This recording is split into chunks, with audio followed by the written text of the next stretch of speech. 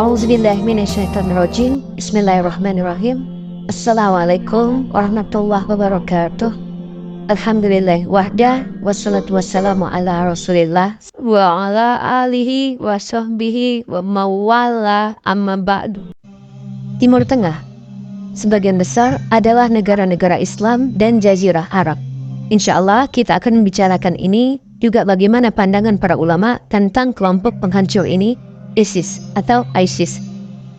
Timur Tengah, karena inilah kawasan di mana peradaban dunia tertua berasal. Dan di sini jugalah agama Yudaisme, Kekristenan, dan Islam berasal sebelum disebarkan ke dunia. Namun kini Timur Tengah telah hancur. Timur Tengah telah menjadi papan catur geopolitik negara lain. Sumber daya alamnya dikuras dan dikorupsi, dan masyarakatnya telah terpecah menjadi kelompok-kelompok teror bersenjata. Di antara banyak kelompok tersebut, terdapat satu kelompok yang dianggap paling menakutkan, yaitu Islamic State of Iraq and Suriah, ISIS atau ISIS. Kekejaman, fanatisme, hingga kemampuan tempur dari kelompok ini masih menjadi momok dunia hingga saat ini. Bagaimanakah organisasi ini dapat berkembang?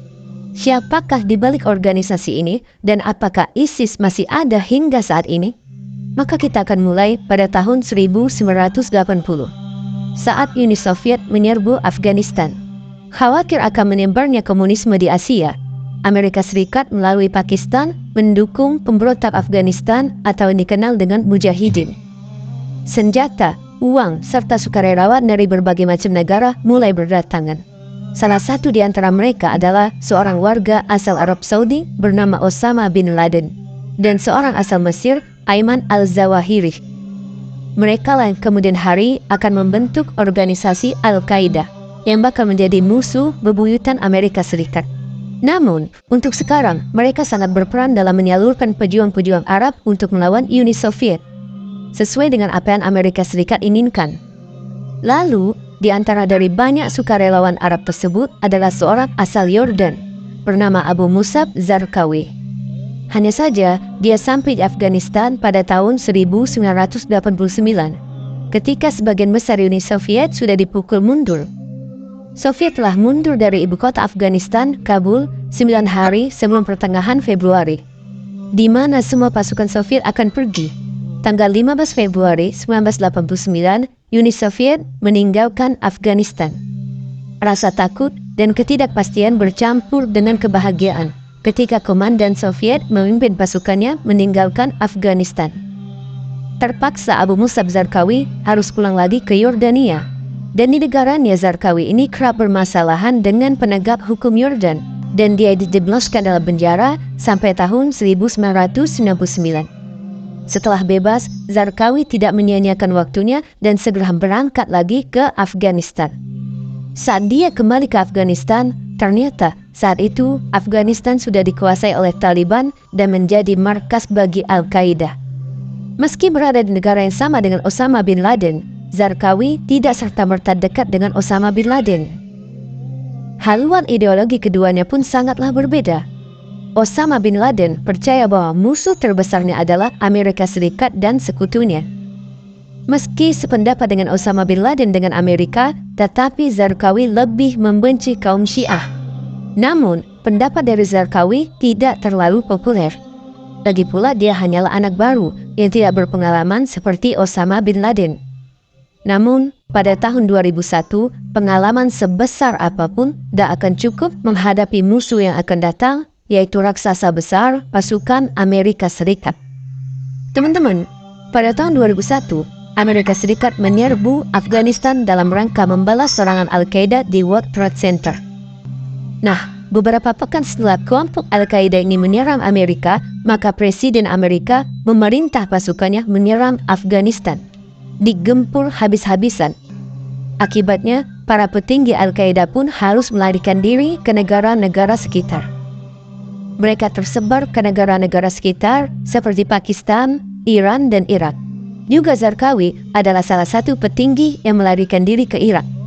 Sayangnya hal ini justru dijadikan dalih bagi Amerika Serikat untuk menginvasi Irak. Selain menuduh Irak memiliki senjata pemusnah massal, AS percaya bahwa Saddam Hussein melindungi kelompok teror. Padahal teman-teman, tuduhan tersebut sangat tidak masuk akal mengingat Saddam Hussein adalah seorang diktator sekuler yang justru dibenci oleh Al-Qaeda dan Zarqawi. Pada tahun 2003, untuk kedua kalinya AS menggempur Irak. Saddam Hussein pun ditangkap dan dieksekusi oleh AS. Irak kini diduduki oleh AS. Ironisnya, pendudukan ini tidak segera membasmi Zarqawi, namun menjadi hadiah terbesar bagi dia. Di bawah pendudukan AS, identitas etnis, suku, dan agama masyarakat Irak lebih ditekankan, dan bukan identitas nasionalnya. Lebih parahnya lagi, ribuan personel militer Irak diberhentikan dari pekerjaannya dan kaum Syiah mulai ditempatkan di posisi pemerintahan. Lihat, Syiah bergerak dan mengincar pemerintahan. Kalau dia sudah naik di pemerintahan, negara habis. Akibat dari kebijakan ini fatal. Ideologi Zarqawi pun semakin diterima dan dia dapat merekrut lebih banyak orang lagi, termasuk mereka yang menjadi mantan personel Irak. Maka dengan cepat kelompoknya membludak dan melakukan serangan-serangan kepada pemerintahan kaum Syiah. Bahkan kaum Sunni yang tidak sependapat dengannya juga diserang sama mereka. Melihat ketangkasan dari Zarqawi, Al-Qaeda membentuk organisasi Al-Qaeda Irak. Dengan demikian, Al-Qaeda masih bisa selamat di negara lain. Dan Zarqawi bisa lebih banyak mendapat pengikut dan bantuan dana. Kemudian, pada tahun 2006, Amerika yang mulai resah akibat Zarqawi dan AS pun melakukan serangan dan berhasil membunuh Zarqawi.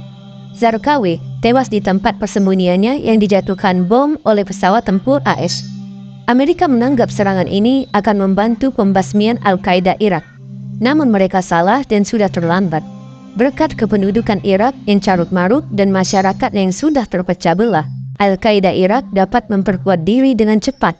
Al-Qaeda Irak pun mengganti nama menjadi Islamic State of Iraq, ISI atau ISI. Meski hal tersebut bertentangan dengan keinginan Osama bin Laden, ISI dipimpin oleh Abu Umar al-Baghdadi sebelum kemudian digantikan oleh Abu Bakar al-Baghdadi. Tujuan dari ISI adalah membentuk sebuah negara Islam. Namun untuk mencapai tujuan tersebut, dia pertama-tama harus pergi ke Suriah. Pada tahun 2011, Suriah diguncang dengan demonstrasi dan pemberontakan terhadap rezim Syiah Bashar al-Assad. Dengan senyap, ISI mulai mengirim bantuan ke kelompok Islami Suriah Al-Nusra. Pejuang dari Front Al-Nusra, mereka dikenal sebagai pasukan ketiga dalam konflik Suriah. Terpisah dari rezim Bashar al-Assad atau Tentara Pembebasan Suriah. Di Suriah, Front Al-Nusra telah menyatakan aliansi dengan Al-Qaeda. Grup jihadis Suriah tersebut mengkonfirmasi hubungannya, namun menolak penggabungan dengan Al-Qaeda Irak dalam rekaman audio. Setelah sekian lama, Al-Nusra dan ISI mulai saling bertentangan karena keinginan Abu Bakar al-Baghdadi untuk menggabungkan kedua organisasi tersebut. Al-Nusra menolak. Keduanya berkonflik satu dengan yang lain. Pada akhirnya, ISI yang lebih berpengalaman berhasil menarik banyak pejuang Al-Nusra ke dalamnya. Dan pada tahun 2014, dibentuklah Islamic State of Iraq and Syria atau yang kita ketahui ISIS atau ISIS. Zarqawi, seorang pemuda yang dulunya bukan siapa-siapa tersebut, Zarqawi telah berhasil membentuk sebuah organisasi teror yang berkelanjutan bahkan setelah kematiannya. Dan Timur Tengah akan diubahnya untuk selama-lamanya.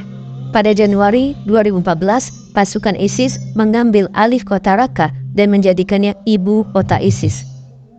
Pada Juni 2014, 2.000 pasukan ISIS menyerbu kota Mosul, Irak.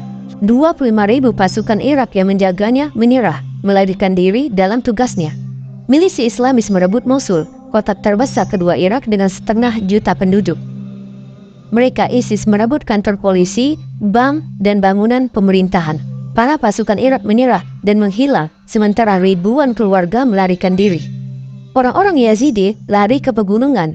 Yazidi itu sebuah agama monoteisme yang menggabungkan unsur-unsur agama Islam, Kristen, Zoroaster, Majusi, dan Judaisme.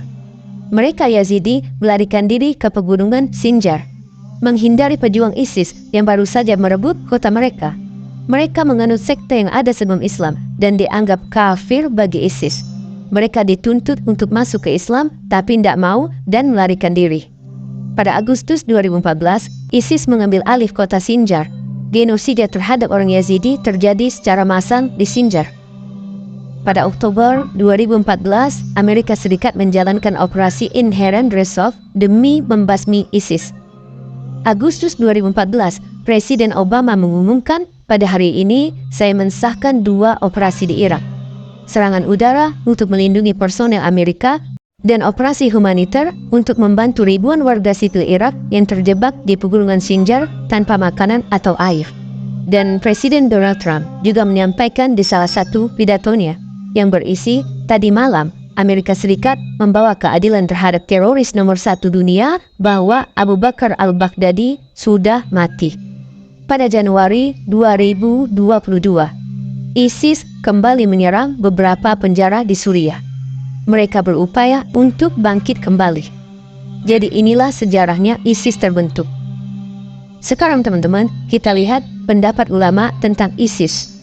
Sebagian para ulama sekarang berani untuk menyatakan ISIS itu khawarij dan itu ijtihad mereka. Kenapa?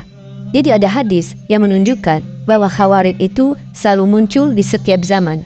Sampai keluarnya Dajjal, dia akan muncul terus. Nah, ISIS sekarang sudah muncul. Dia khawarij apa bukan? Banyak ulama mengatakan mereka khawarij. Kenapa? Karena sifat-sifat khawarij yang Rasulullah SAW sebutkan nempel pada mereka. Pertama, Rasulullah SAW mengatakan, Sufahau ahlan huda sa'u hasnan. Mereka diantaranya anak-anak muda. Diantaranya mereka adalah orang-orang yang bodoh. Oleh karenanya, tidak ada orang ISIS yang dikenal sebagai ulama. Teman-teman coba cari, apakah ada orang ISIS yang pernah punya karya ilmiah? Yang punya buku-buku ilmiah tentang bidang fikih dan akidah? Tidak ada. Tahu-tahu muncul anak-anak muda dan ini cocok dengan sabda Nabi SAW. Kemudian, yaktulunal muslimin wa yad'un ahlal awsan. Mereka bunuh kaum muslimin dan mereka membiarkan penyembah berhala. Ini mereka lakukan benar, yang mereka bunuh kaum muslimin. Sementara Syiah tidak mereka perangi. Intinya, banyak orang-orang kafir tidak mereka perangi. Dari situ, kita hargai banyak pendapat para ulama, bukan 1 atau 2, tetapi banyak ulama mereka berijtihad dan mengatakan bahwasannya ISIS merupakan dari khawarij. Maka para ulama mengatakan jangan sekali-kali kita kemudian berusaha membela mereka karena bahaya. Seperti pernah ada kisah di Arab Saudi, ada seorang yang membunuh sepupunya sendiri dan dia rekam videonya. Dan di videonya dia mengatakan, saya telah berbaiat kepada Abu Bakar al-Baghdadi. Ini sepupu saya adalah pengikut Ali Saud, kerajaan Saudi. Ini adalah orang munafik, terus sepupunya ini dibunuh sama dia, ditembak sama dia. Dan dia merekamnya, kemudian dia sebarkan videonya. Dia bangga, subhanallah, sampai seperti itu. Seperti kejadian juga di Arab Saudi. Bom di parkiran Masjid Nabawi.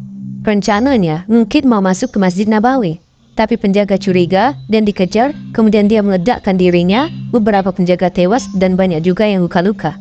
Padahal mereka itu sedang sholat, jadi dibom pada saat orang lagi sholat. Bayangkan. Bagi orang khawarij, mereka yang sholat ini kafir semua, meskipun sedang sholat, sehingga Quran waktu itu berlumuran darah. Bahkan ketika itu, selesai sholat, Imam Masjid Nabawi mengatakan, lihatlah ini Quran.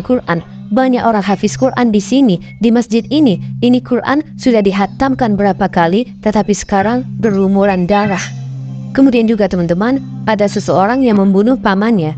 Ini juga di kerajaan Arab Saudi.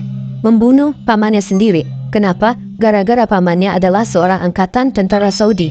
Sama, dianggap mengikuti kerajaan kafir. Kerajaan Arab Saudi dikafirkan oleh mereka. Ini pengkafiran kerajaan Arab Saudi sudah lama, sejak zaman Bin Laden rahimahullah ta'ala. Bin Laden memiliki pemikiran bahwasannya Arab Saudi itu kafir. Teman-teman bayangkan, Arab Saudi yang seperti itu masih dikafirkan sama kelompok Khawarij.